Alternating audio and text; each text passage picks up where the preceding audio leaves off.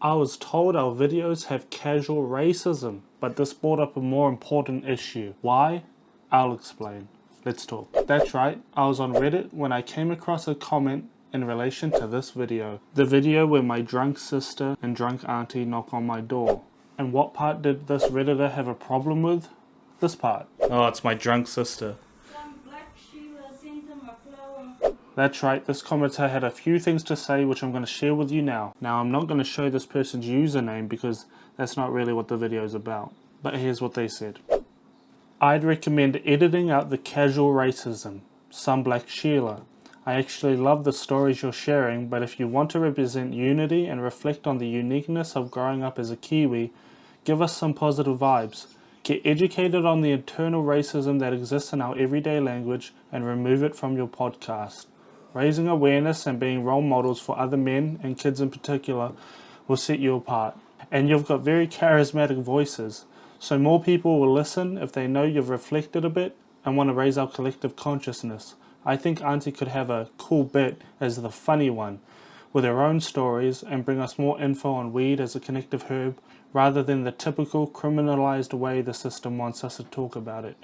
Good luck and keep going. First of all, I don't think this comment comes from a place of hate. I actually think their intentions are good, but their heart is misguided. I realize that this comment highlights a very important issue when it comes to the topic of racism, and I intend to respond to this comment and give some of my thoughts on things that are written. The first being, there is no racism in that video. I understand that internal racism exists in this world, but there was none in that video. And we can use the meaning of racism to explain why.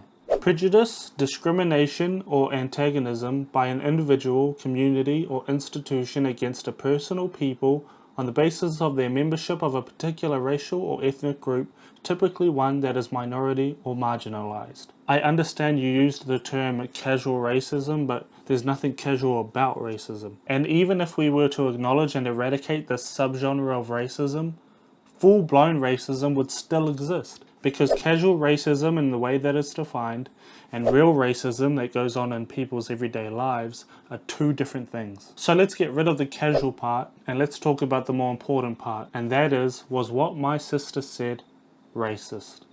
No, because my sister wasn't being antagonistic, discriminatory, or prejudiced towards my auntie. She was sarcastically describing my auntie in an attempt to confuse my brother into who was dropping off a flower. But you see, and I don't know what you've gone through in your personal life for you to be stricken by those three words, some Black Sheila, but whatever emotional attachment you have with the word black will not go away if you keep finding racism where there just is none. And that's why this video is essentially being made, because if we're going to raise our awareness on the topic of racism for other people, or kids in particular, the first thing I'm going to tell them is to not find racism in everything they see and hear. Because there's real racism out there. And this and other real issues will fly right past you if you keep pinging your attention on issues that just aren't there. And that brings me to my second thought and why I think it's extremely detrimental for you to zero in on perceived issues that just aren't there. Because you are so focused on that perceived issue that a real issue unfolding right in front of your eyes flew right over your head. And that issue is alcohol abuse. How do I know this flew right over your head? Well, it's when you said two things.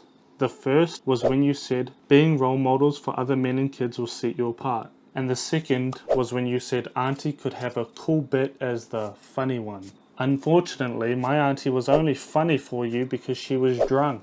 She is not funny when she's sober. Now, in all fairness to you, you didn't know that she's not funny when she's sober, but you do know that the only time she was funny to you is when she was drunk. And so I would not be a very good role model, as you say, if I were to purposely get my auntie drunk just so she could be the funny one.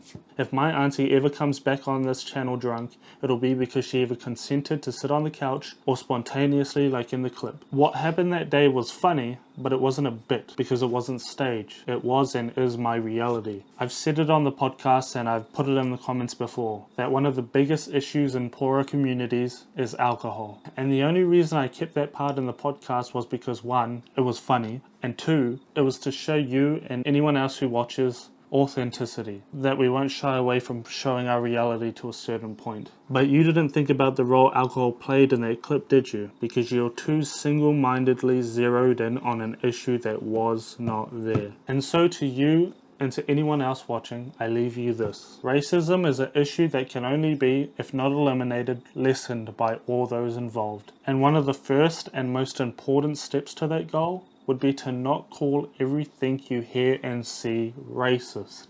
Otherwise that word loses its meaning. With that said, if you have any questions or you've experienced racism in your day-to-day life, tell us or ask in the comments. Otherwise, stay safe, and I'll see you when I see you.